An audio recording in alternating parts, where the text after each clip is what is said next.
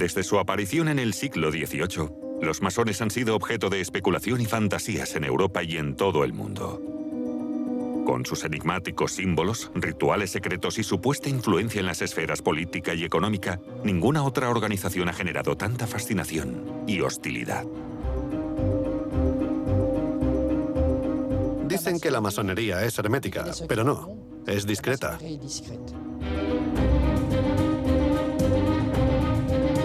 Con la Segunda Guerra Mundial, esa hostilidad alcanzó el máximo.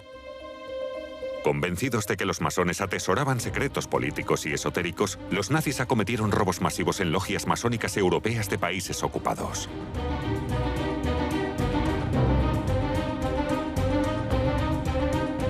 ¿Había documentos esotéricos en esos archivos? Sí. Poseer los archivos secretos de los masones buscaba combatirlos desde dentro y destruir su influencia. Es la mayor colección de archivos masónicos que jamás se ha reunido en el mundo.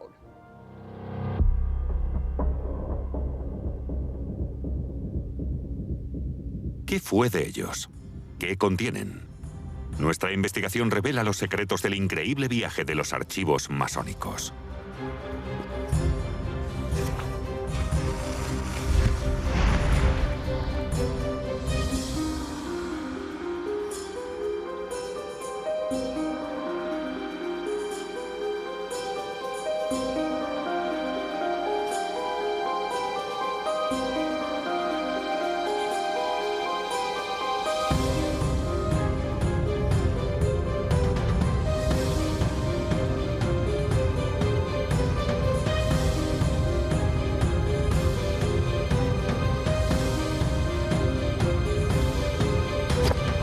Nazis contra masones.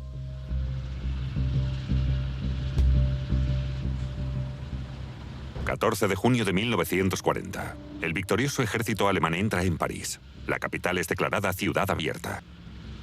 Como Bélgica, en los Países Bajos, Francia ha caído en las garras de Hitler.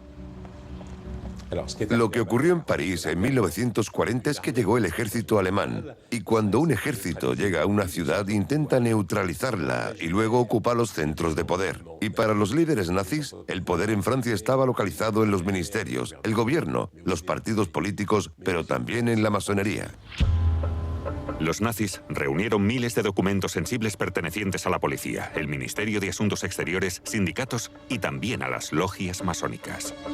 A los masones se les asocia a menudo con la Tercera República Francesa y con razón. Desde el inicio de la ocupación nazi, las logias francesas fueron ocupadas por la policía militar alemana.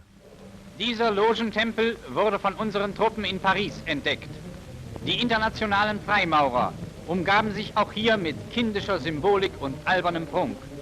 Hinter dieser Tarnung verbargen sie jene großen politischen und wirtschaftlichen Transaktionen, die einer kleinen Clique von Plutokraten, Finanz- und Waffenschiebern riesige Gewinne verschafften, ganze Völker aber dem Elend preisgaben.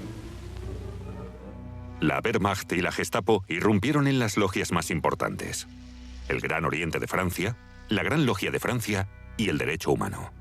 Solo en París y Burdeos hubo más de 50 incursiones. La operación se repitió en las provincias. Entre junio de 1940 y febrero de 1941, toda la historia documentada de la masonería francesa desapareció. En la imaginación de la extrema derecha, y sobre todo en la de los nazis, existía la idea de que en Europa occidental la masonería estaba moviendo los hilos de la democracia liberal. Así como que encontrarían información que explicaría la resistencia de las democracias occidentales ante el nuevo orden europeo. En 1933, con su ascenso al poder en Alemania, Hitler ordenó la disolución de las sociedades masónicas. Puso en marcha políticas represivas en todos los países ocupados, pero sobre todo en Francia, donde había 49.000 masones en activo. En las zonas ocupadas, las logias fueron clausuradas de inmediato y se produjeron detenciones, especialmente quienes ostentaban cargos en la masonería.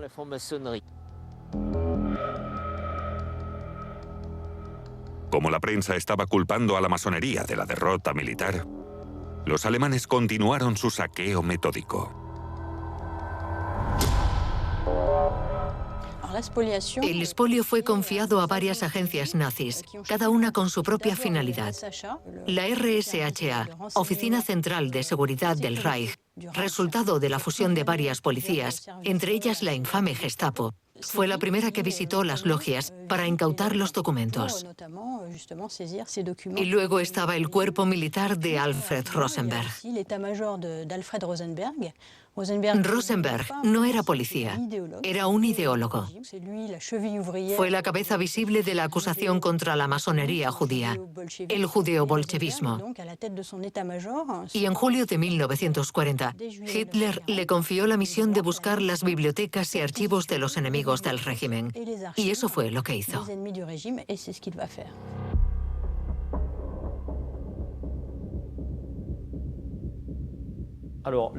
Los alemanes se llevaron todos nuestros archivos. Lo que les interesaba variaba dependiendo de quién estaba al mando.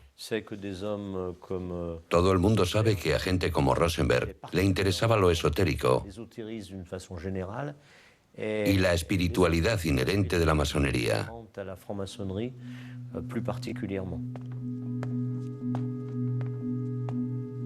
Antisemita, anticatólico y antimasón, Alfred Rosenberg era partidario de la teoría de la conspiración. Creía que los poderes ocultos gobernaban el mundo y quería aportar pruebas. A partir del verano de 1940, su grupo militar saqueó archivos masónicos.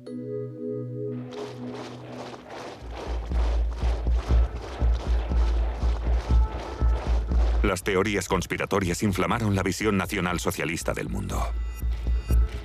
Pero también había una rama pagana del régimen que quería una nueva religión germánica.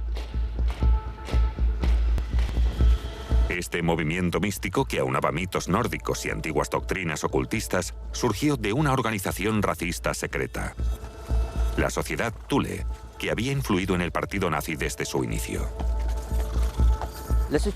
La Sociedad Thule surgió en realidad de una logia masónica escindida. Operaba de forma independiente y estaba muy interesada en el esoterismo. Los nazis se sintieron atraídos por su filosofía y se inspiraron en ella.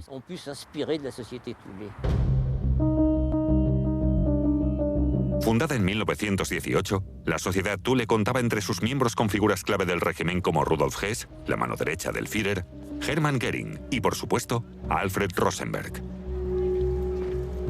Su símbolo incluso inspiró a Hitler para su siniestra esvástica. Eso no le impidió disolver el grupo porque le parecía demasiado fanático.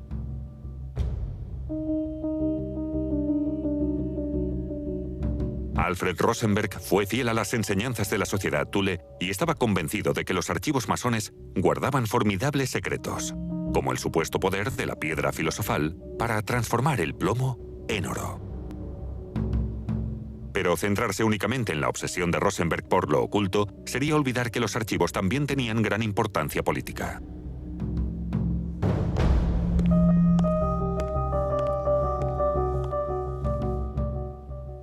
Los alemanes tomaron la sede central del Gran Oriente en la calle Cadet y se hicieron con los archivos. Tardaron semanas, meses. Posteriormente se estableció el régimen de Vichy y hubo discusiones entre este y los alemanes. Vichy dijo: nosotros debemos encargarnos de los masones. Aún tenemos autoridad sobre algunos de los sectores de la zona ocupada y, por lo tanto, es nuestra responsabilidad y eso significa que todas las pertenencias y archivos de los masones deben ser transferidos a nosotros.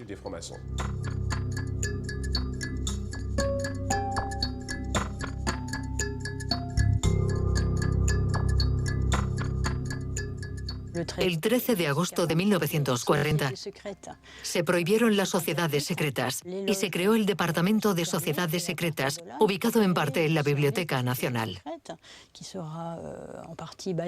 La idea era documentar los asuntos actuales de la masonería, lo que implicaba labores de inteligencia por parte de la policía y además crear una biblioteca de referencia para el futuro. El director del Departamento de Sociedades Secretas fue Bernard Fay, un historiador antimasón. Publicaba mensualmente un boletín antimasón y con la ayuda de un centenar de fervientes empleados, aprovechó los archivos que los alemanes se dejaron atrás. Él y su equipo guardaron registros de 150.000 masones de todas las obediencias, llevando con frecuencia las cosas al absurdo. Incluso guardaron registros de miembros fallecidos hacía tiempo. Conservaron extensos archivos de los 15.000 miembros de la Gran Logia de Francia. Incluían su cédula de identidad, las funciones que desempeñaban, sus ideales políticos, sus actividades sindicales, sus creencias relativas a los valores de la República. A veces el contenido de estos registros era tremendamente dañinos. Los funcionarios perdieron sus empleos y algunos fueron juzgados y deportados.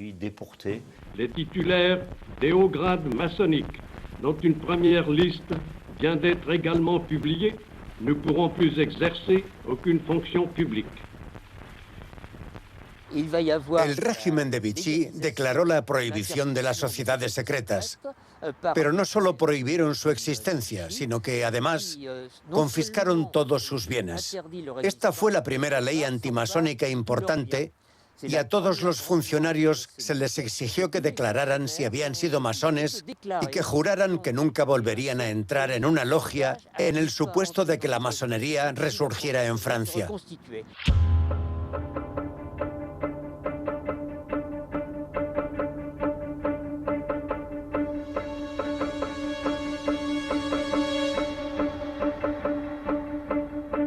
El régimen de Vichy reclutó a masones tránsfugas para colaborar con el Departamento de Sociedades Secretas. Usando los archivos y logias, hicieron una película antimasónica basada en los rituales masónicos de la época.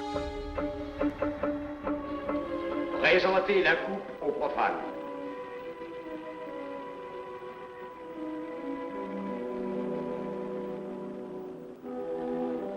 Prononcez avec moi le serment. Je m'engage sur l'honneur, au silence le plus absolu, sur tous les genres d'épreuves qu'on pourra me faire subir. Je m'y engage. Vous devez connaître toute l'importance d'un serment. Si jamais vous manquiez à une parole aussi solennellement donnée, buvez. Buvez! Buvez! Que ce breuvage amer soit pour vous le symbole de l'amertume et du remords que laisserait dans votre cœur le parjure qui aurait souillé vos lèvres. Frère expert, emparez-vous du profane.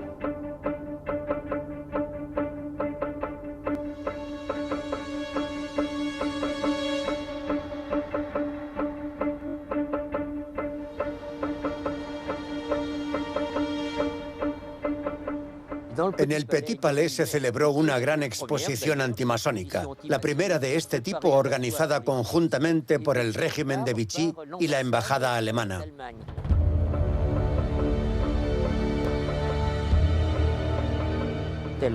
Tuvo mucho éxito en París y luego viajó a Burdeos y otras ciudades de Francia. À Lyon s'est ouverte une exposition de la franc-maçonnerie à l'exemple de celle de Paris.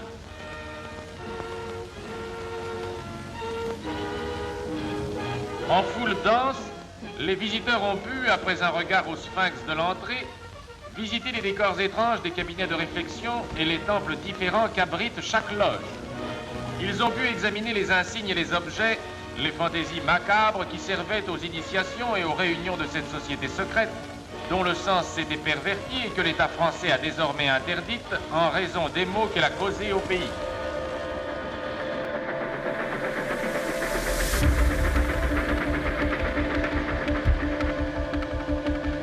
Los masones belgas sufrieron la misma persecución que sus hermanos franceses.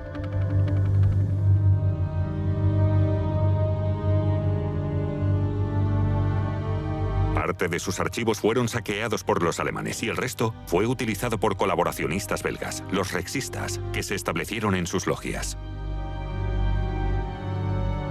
La caza estaba en marcha.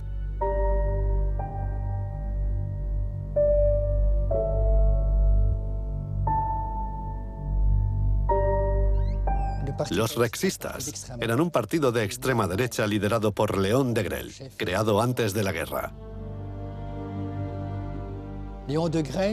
De Grelle escribió en su diario algo así como: además de eliminar a los judíos, no conseguiremos nada si no eliminamos también a los masones.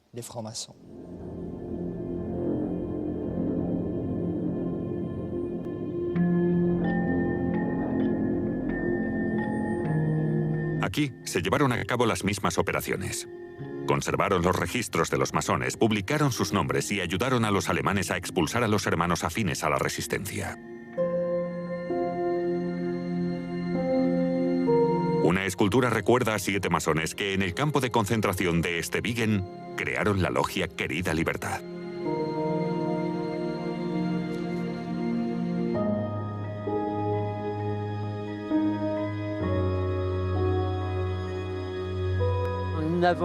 No sabemos el número de masones detenidos, pero sí sabemos el número de deportados, asesinados y fallecidos en prisión o en combate en 1940.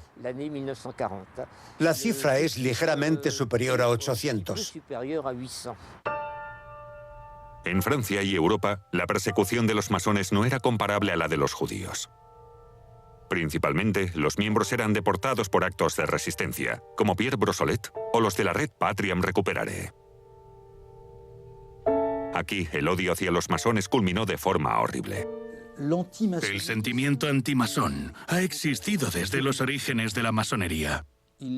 Comenzó en 1736, con la famosa bula papal de Clemente XII contra la masonería. Las teorías de la conspiración masónica se hicieron populares a partir de finales del siglo XVIII y a principios del XIX surgió la teoría de la conspiración judeo-masónica. Estos son conceptos muy antiguos. La primera proposición de ley que prohibía la masonería en Francia fue en 1934. Se debatió en la Asamblea Nacional, pero no se aprobó. No obstante, es interesante señalar que una ley de este tipo llegara a debatirse.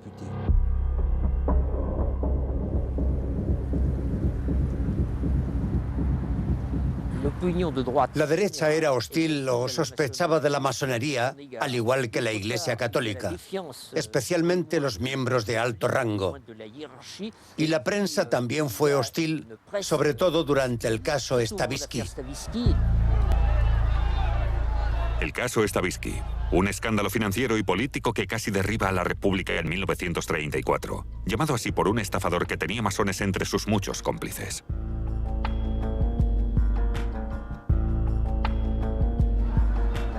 El Departamento de Sociedades Secretas revisó los archivos para demostrar la participación de las logias, pero fue en vano.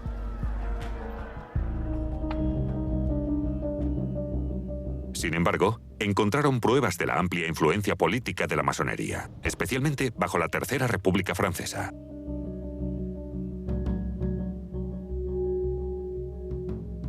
Mientras tanto, los alemanes comenzaron a clasificar los miles de cajas con documentos masónicos que constituían una parte de los millones de archivos saqueados en toda Europa. Se cree que los libros judíos y una de las colecciones de arte judío más famosas de Francia fueron las pertenencias que primero aprehendieron y las más importantes. Pero realmente, los archivos masónicos fueron los primeros bienes culturales que fueron tomados por el grupo de operaciones del líder del Reich, Rosenberg, quien informó a Berlín de que había unos archivos y tesoros culturales dejados atrás que debían llevarlos inmediatamente a Alemania.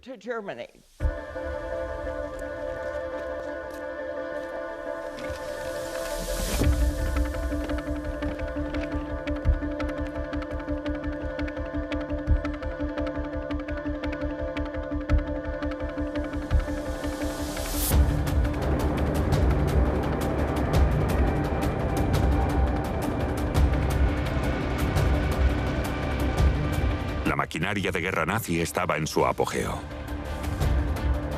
Pero los alemanes aún consideraban importante el estudio de los archivos desde el punto de vista estratégico.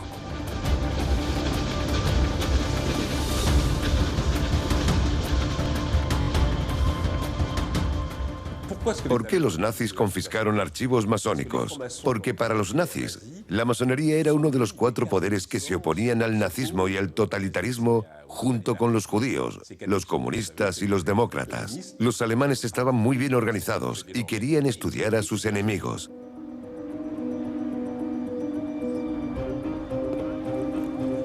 Alfred Rosenberg vistió sus delirios con un halo de intelectualidad. Creó un instituto en Frankfurt dedicado a la cuestión judía y un anexo para estudiar a los masones y parte de sus archivos. Alfred Rosenberg tenía un competidor muy fuerte llamado Himmler, que dirigía los servicios secretos de seguridad del Estado y que estaba muy interesado en los masones.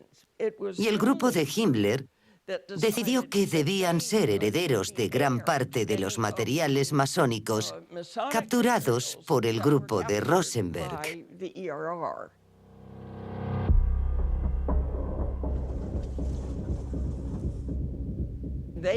Establecieron un centro de estudios masónicos en 2 grandes edificios, en 2 de las logias más grandes de Berlín, que fueron ocupadas por el régimen nazi porque los masones fueron los primeros en sufrir en Alemania.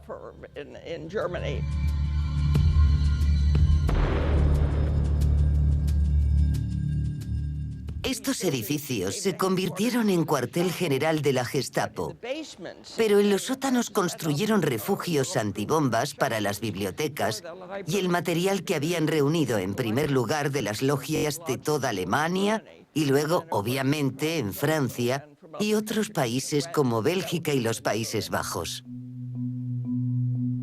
Las cajas con los archivos fueron catalogadas meticulosamente por oficiales de las SS, especialistas en masonería, historiadores y un equipo de traductores. Sin embargo, estaban abrumados por los miles y miles de documentos. Había desde notas tomadas en reuniones celebradas en el siglo XVIII hasta conferencias sobre antifascismo de principios del siglo XX. Una mina de información para los especialistas. Pero había poco tiempo para hacer uso de su botín.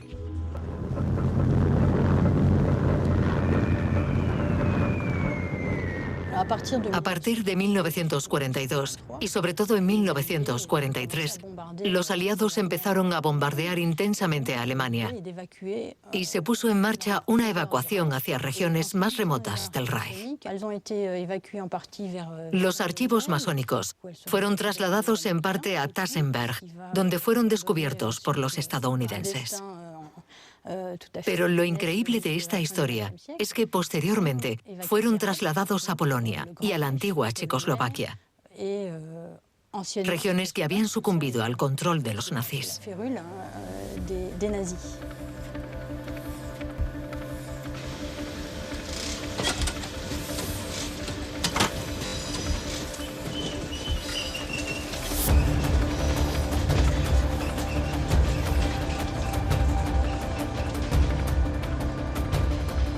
En estos castillos medievales, las SS ocultaron los archivos de los masones.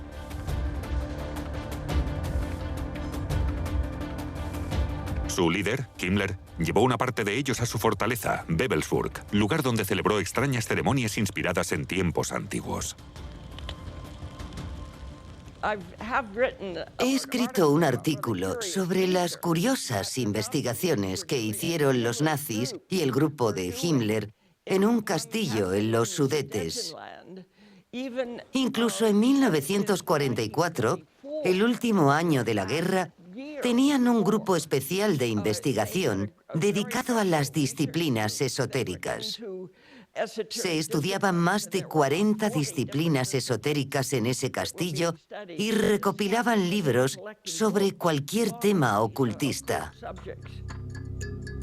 Himmler reunió la biblioteca esotérica más grande del mundo con 13.000 libros robados. Libros de hechizos, manuscritos alquímicos, procedimientos judiciales por brujería, pero también se apoderó de los documentos que consideraba más valiosos de los archivos masónicos europeos. Claramente, este orquestador del Holocausto, este tecnócrata de la muerte, paradójicamente creía que los masones poseían misteriosos poderes esotéricos. Primavera de 1945. El Ejército Rojo y las tropas aliadas destruían el Tercer Reich. Una vez más, múltiples y diversos grupos ansiaban poseer los millones de archivos que habían sido saqueados por los nazis. Los archivos cambiaron de manos pocos meses después, porque los aliados, estadounidenses, británicos y franceses y soviéticos, se apresuraron a hacerse con ellos. En primer lugar, fue por razones militares, ya que para obtener información operativa se necesitan los archivos del enemigo. Pero todos reaccionaron de forma diferente. Estados Unidos los devolvió a sus propietarios originales, mientras que los soviéticos se los llevaron a Moscú de forma ilegal.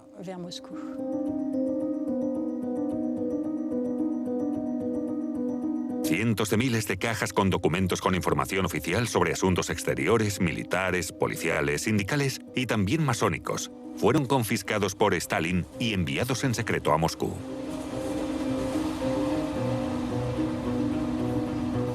Los rusos también estaban interesados en los masones, y no por razones simbólicas o esotéricas, que eran inútiles para ellos. Fueron las redes políticas de los miembros las que Stalin y Beria, su secuaz, jefe del NKVD, precursor del KGB, querían investigar para averiguar si se habían infiltrado en partidos comunistas europeos durante el periodo prebélico. Una vez que los archivos llegaron a la Unión Soviética, no se depositaron, como sería normal, en una universidad o en los archivos nacionales. Fueron transferidos a un departamento que dependía del KGB, llamado Archivo Central del Estado.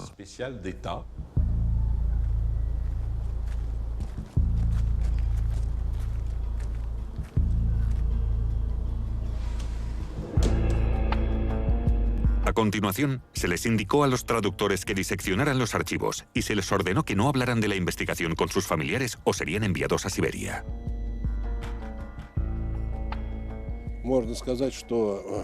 A mediados de 1945 había casi 1,5 millones de esos archivos en territorio soviético.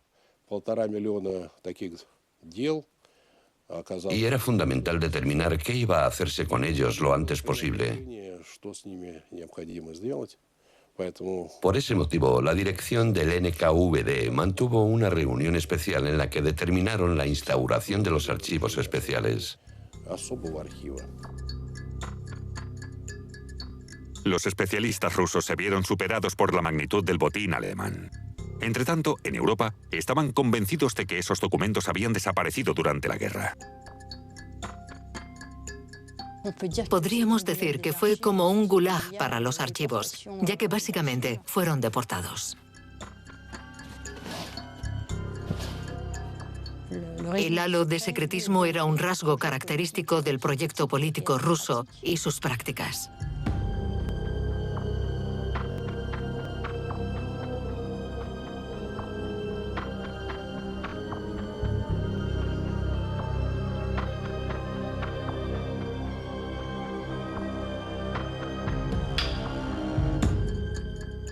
Hubo un acuerdo entre las potencias ocupantes en Alemania por el que los bienes culturales expoliados serían devueltos a los propietarios originales. Probablemente no es de extrañar que los estadounidenses e ingleses fueran leales a su palabra. Crearon centros en los que la gente buscaba lo que les habían robado. En cambio, Stalin firmó el acuerdo con entusiasmo, devolvió 2 o 3 documentos diciendo «es todo lo que tenemos» y mantuvo el secreto durante los siguientes 50 años.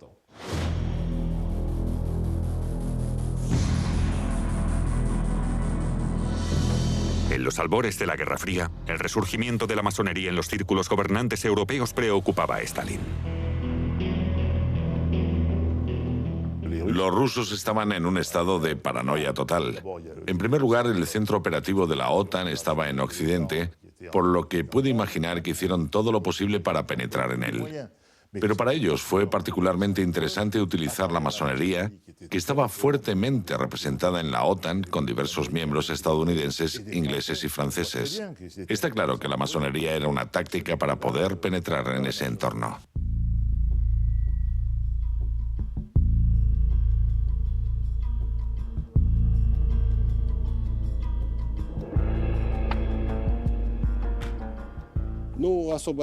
Los archivos especiales existieron durante 53 años, de 1946 a 1999.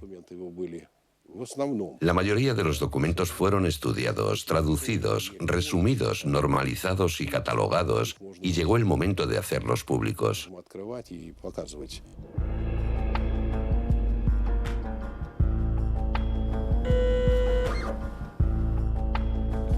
Con la muerte de Stalin, los archivos arrebatados en Alemania, masones o de otra índole, cayeron en el olvido durante 50 años.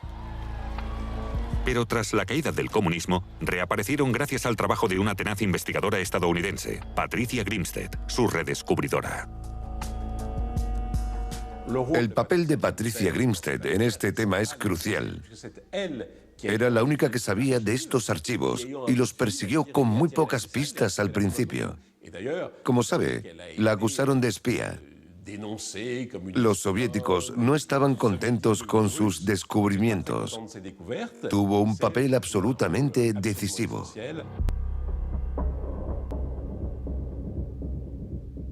Fue a finales de 1990, en octubre. Estaba trabajando con un colega ucraniano que tenía permiso para buscar en los estantes y vino corriendo y me dijo: «Querida, no puedo seguir haciendo esto. He visto demasiadas firmas de Beria». Laurenti Beria, apodado el Himmler ruso, el hombre que estuvo detrás de la tortura y las deportaciones de todos los que desafiaron al comunismo. Una semana más tarde, me dieron permiso para buscar en los estantes y ver esos archivos. Encontré una carpeta clasificada como secreta sobre los botines del SMERS, el grupo de contraespionaje soviético. Beria dio instrucciones a un equipo especial para que fueran a un pequeño pueblo de los Sudetes. Esto fue en mayo de 1945. Se llevaron 28 vagones de mercancías, obviamente sellados, cargados con archivos franceses.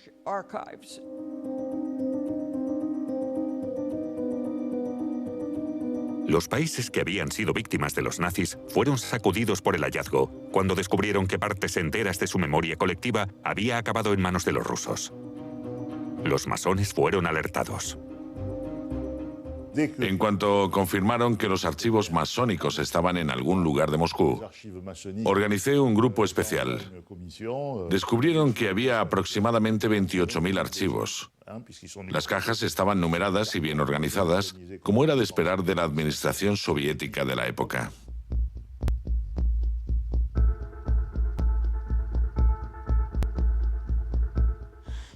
Las conversaciones empezaron de inmediato. Francia puso en marcha misiones, tanto diplomáticas como del servicio secreto, para ver qué había, y desde ese momento se inició la devolución de los archivos franceses. Pero eso no fue sin resistencia, porque la Duma rusa consideraba que esos documentos eran un tesoro nacional, que eran reparaciones de la guerra.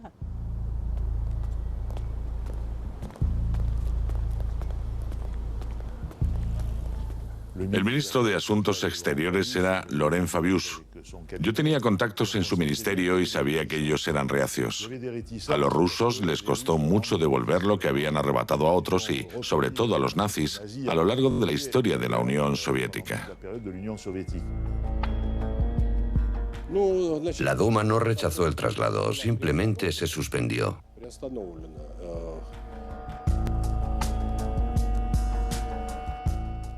Sí, los archivos saqueados siguen siendo un tema sensible para Rusia, como lo es el recuerdo de la Segunda Guerra Mundial. Se ha convertido en un punto importante del discurso político de Vladimir Putin.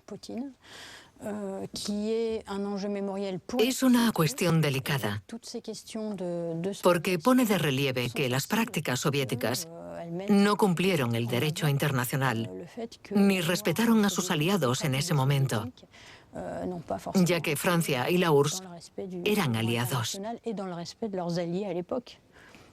No había ninguna razón para no devolver los archivos del siglo XVIII a Francia.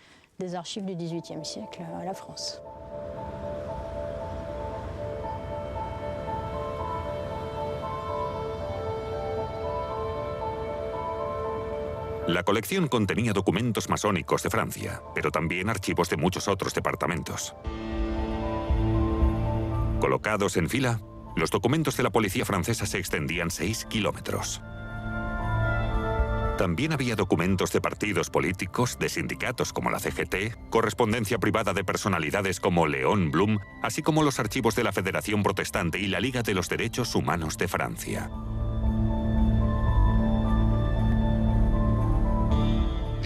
Escribí una carta al presidente Chirac el 25 de noviembre de 1997, en la que le instaba a que intercediera para recuperar esos archivos. La idea era influir en su homólogo, el presidente Yeltsin de la Federación Rusa.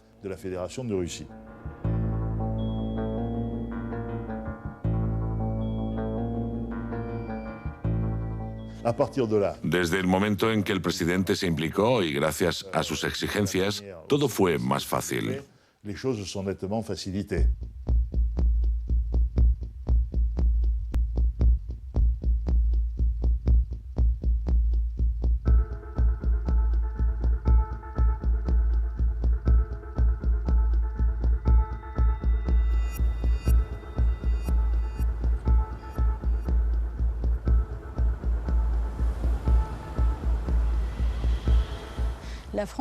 Francia pagó un total de 4 millones de francos, una cifra nada desdeñable en aquel momento, que los rusos, porque ya no existía la URSS, habían solicitado para microfilmar los documentos que les interesaban, para costear el embalaje y para elaborar un inventario, porque los enviarían a Francia en camiones. Lo que pasó con ese dinero sigue siendo un misterio.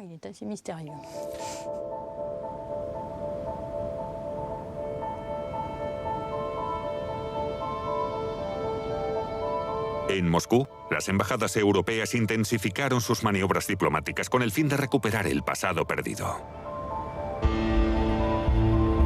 Los Países Bajos, Bélgica y Noruega comenzaron a trabajar en negociaciones discretas y acuerdos secretos.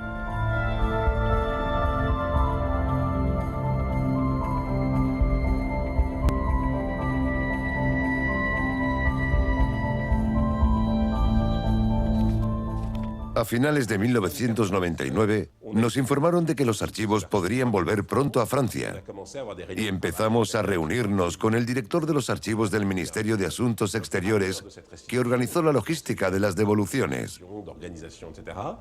Nos avisaron pocos días antes de que los cientos de cajas llegarían en camiones el día 23 de diciembre a la calle Cadet.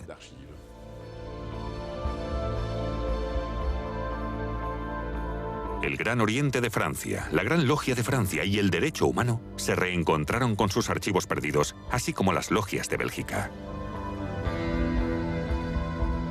Y así descargamos las cajas en un ambiente extraordinario. El 23 de diciembre es el día que decoramos el árbol de Navidad en el Gran Oriente, de modo que había muchos niños correteando por allí. Subimos las cajas, cerramos la puerta de la biblioteca y comenzamos a abrir las 750 cajas varios de nosotros, gente de la biblioteca, mis colegas y yo. Entonces, sucedió algo extraordinario. Abrimos una caja, sacamos una carpeta y vimos Les Neuf Sœurs, las 9 hermanas, la legendaria logia del siglo XVIII, entre cuyos miembros estaban Benjamin Franklin y Voltaire. Esos archivos habían desaparecido en el periodo de la Revolución o a principios del siglo XIX y no teníamos prácticamente documentación. Un autor del siglo XIX escribió un extenso libro sobre la logia y dijo: «Estoy escribiendo esto sin documentos de referencia, pero aquí encontramos 150 páginas sobre la logia Las 9 Hermanas. Dijimos, si las 750 cajas que quedan son como esta, no sobreviviremos».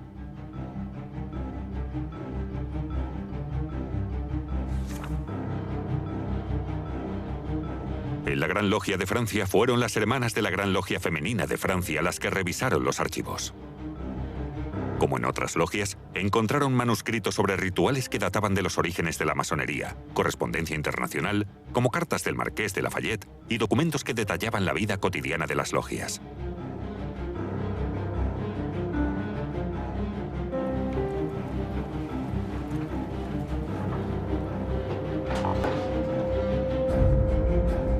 Una colección de documentos que arrojaría una nueva luz sobre el papel de la masonería desde la Ilustración hasta la Segunda Guerra Mundial.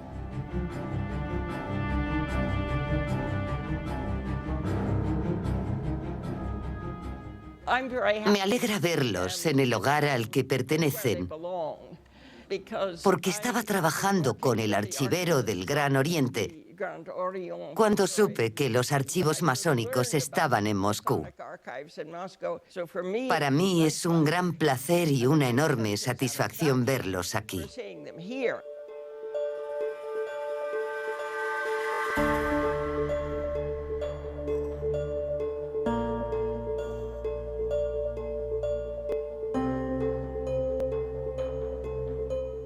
¿Había documentos esotéricos en esos archivos? Sí. No en cada una de las 750 cajas, pero había cajas con archivos del siglo XVIII. Y en ese siglo existían varias ramas de la masonería.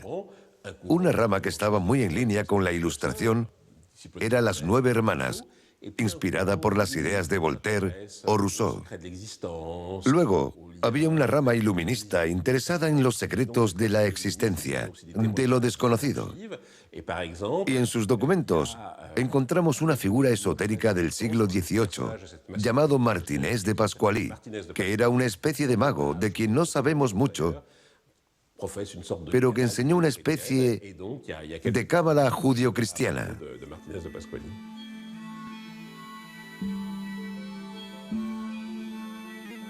Martinès de Pasqually, uno de los grandes enigmas de la masonería. Apareció a mediados del siglo XVIII y fundó una nueva orden masónica en la que los hermanos entusiastas del ocultismo podían practicar magia.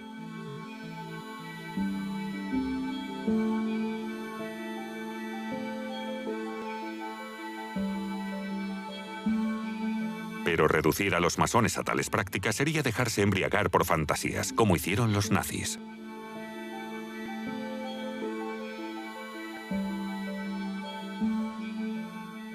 Esos archivos sirvieron también para desmitificar a la masonería, sobre todo para aquellos que no la conocían en profundidad, y para demostrar que fueron vitales para la cultura europea que cristalizó en torno al siglo XVIII y que continúa o debería seguir inspirándonos.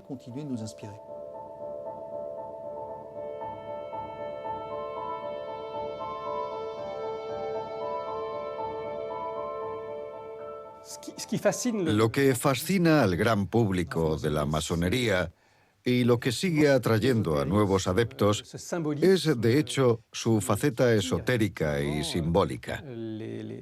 Y si sigue funcionando hoy, es porque en las últimas décadas hemos visto un declive en la religión. Y los que van a las logias encuentran en ellas una espiritualidad que no encuentran en otra parte.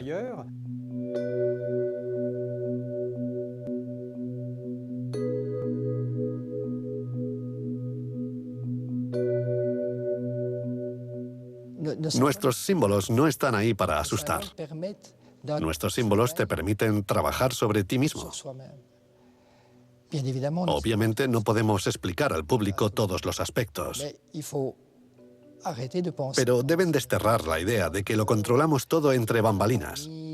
No, simplemente trabajamos en nosotros mismos.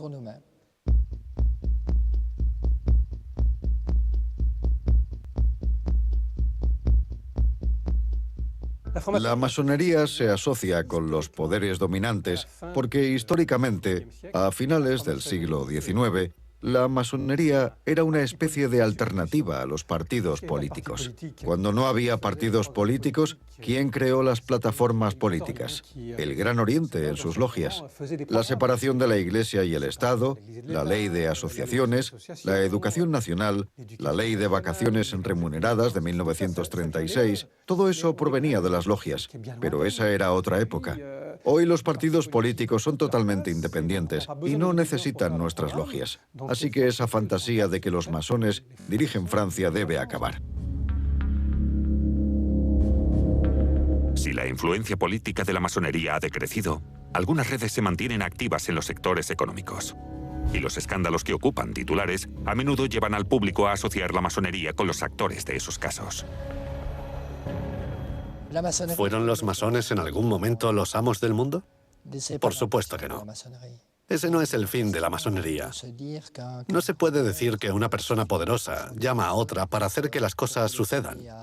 No, ese nunca fue nuestro objetivo. La masonería no hace nada secreto.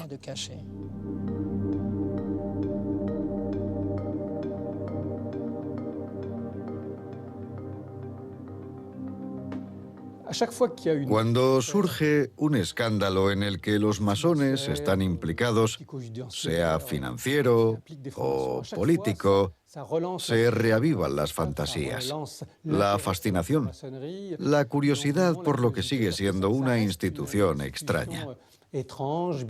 Es extraña porque nació hace 3 siglos, porque mantiene rituales nacidos en el siglo XVIII, porque emplea talismanes y da a los líderes títulos pomposos.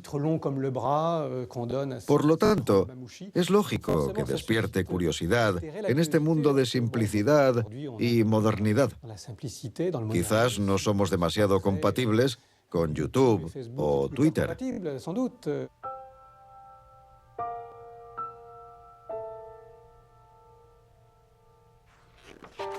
Pero, ¿y si detrás de ese halo de poder y secretismo los archivos revelan una realidad diferente? Una sencillamente humana de hombres y mujeres anónimos tratando de encontrarse a sí mismos. Si hay una lección que aprender de los archivos masónicos, diría que los partidos políticos de la derecha o la izquierda ponen en peligro a la sociedad cuando son extremistas. Y ahora mismo somos vulnerables a eso si no tenemos cuidado.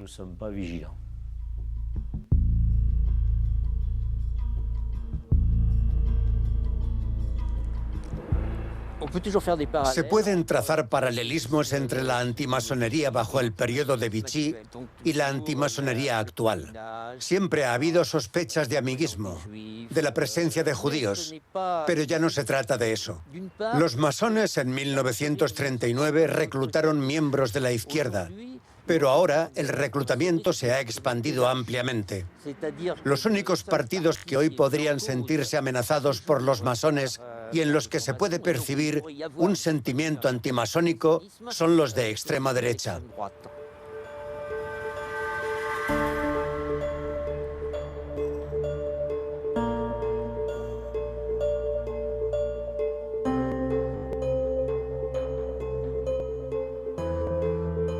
Estos documentos que han sobrevivido a las peores dictaduras del siglo XX están siendo estudiados por los masones. Pero aún queda mucho trabajo.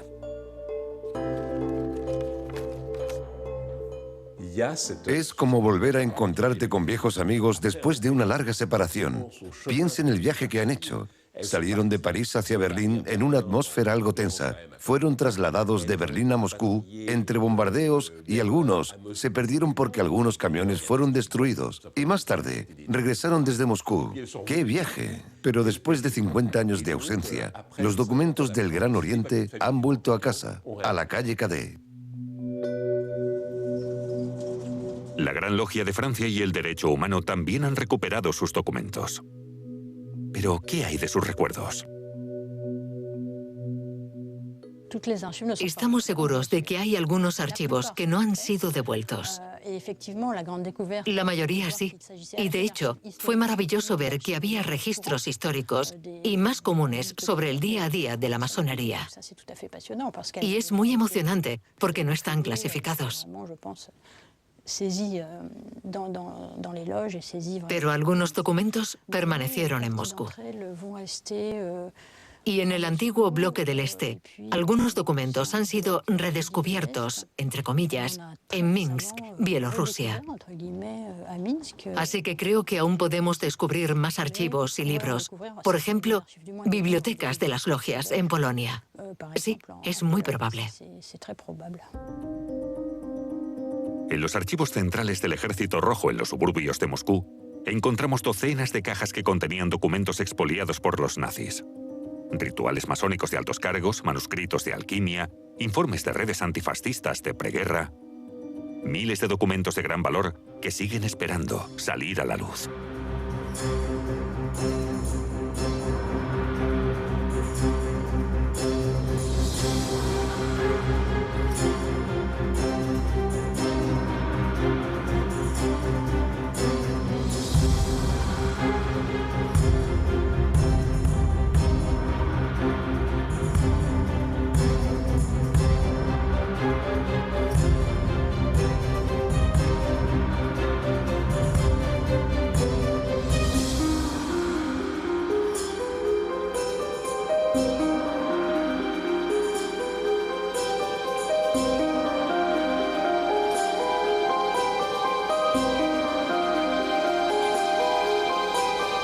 Europa.